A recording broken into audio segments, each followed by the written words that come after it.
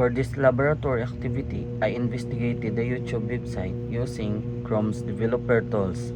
The purpose of this activity was to understand how websites are built and how different web technologies work together to create an interactive user experience.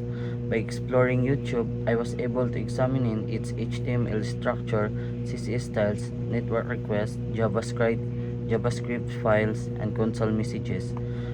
First, I opened the YouTube website in Google Chrome and accessed the developer tools using Elements tab. I inspected the HTML code of the web page. HTML serves as the backbone of a website because it organizes content such as text, images, buttons, and videos. Through this inspection, I observed how YouTube structures its homepage and display its content to users. And next, I examine the CSS styles applied to videos, titles, and other elements on the page. CSS is responsible for the visual appearance of a website, including fonts, colors, spacing, and layout. I noticed that YouTube uses a clean modern design with the Roboto font, which helps improves readability and user experience. I then opened the Network tab to monitor the resources loaded by the website.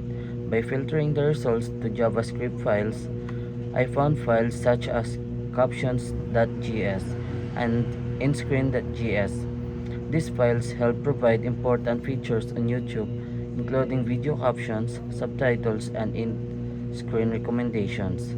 Both files returned a status code of 200, which means the requests were successful and the resources loaded correctly. Finally, I checked the console tab for errors and warnings. I found several messages showing error blocked by client.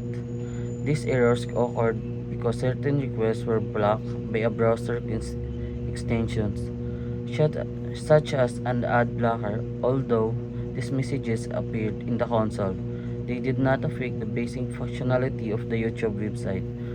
Overall, this activity helped me gain a better understanding of how websites operate behind the scenes. By using Chrome developer tools, I learned how HTML structures content, CSS controls design, JavaScript adds functionality, and network requests allow resources to be loaded. This experience provided valuable knowledge about web development and the technologies used in modern websites like YouTube. Thank you.